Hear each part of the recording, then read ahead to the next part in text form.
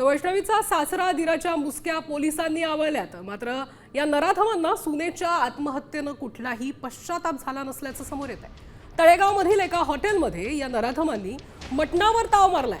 त्यामुळे आरोपी अटकेविषयी आणि वैष्णवीच्या मृत्यूविषयी किती बेफिकिरी होते तसंच किती निर्लज्ज आहेत हे आता समोर आलंय।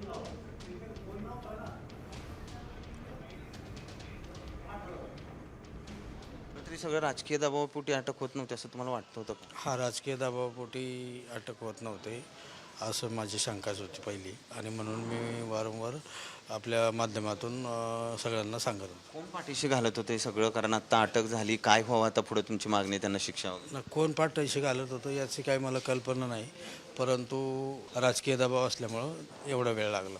हे सगळं झाल्यानंतर सासरं मटण खातात दुसऱ्या दिवशी, पार्ट्या करतात, हे कशा प्रकारचं लक्षण आहे क्रूरतेचं? तुम्ही म्हणजे हे किती नीच वृत्तीचे लोक आहेत हे आपल्या माध्यमाद्वारे जगाला तुम्ही दाखवावं, आणि त्या पुढील कारवाई तुम्ही प्रशासनाने करावी की, आणि त्यांचे कॅटेगरी काय आहे हे जनतेसमोर आलेलंच आहे की सुनेला जर जीव मारून टाकून जर हे मटणाच्या हॉटेलमध्ये मटणावरती ताव मारतात याचा अर्थ मी काय समजायचा?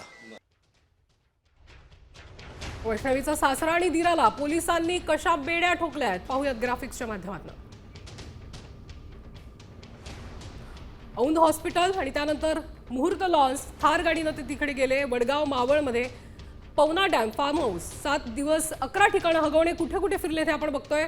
त्यानंतर वडगाव मावळ आणि त्यानंतर पवना डॅम या ठिकाणी ते गेले। बंडू फाटककडे बलेनो गाडीनं त्यांनी प्रवास केला।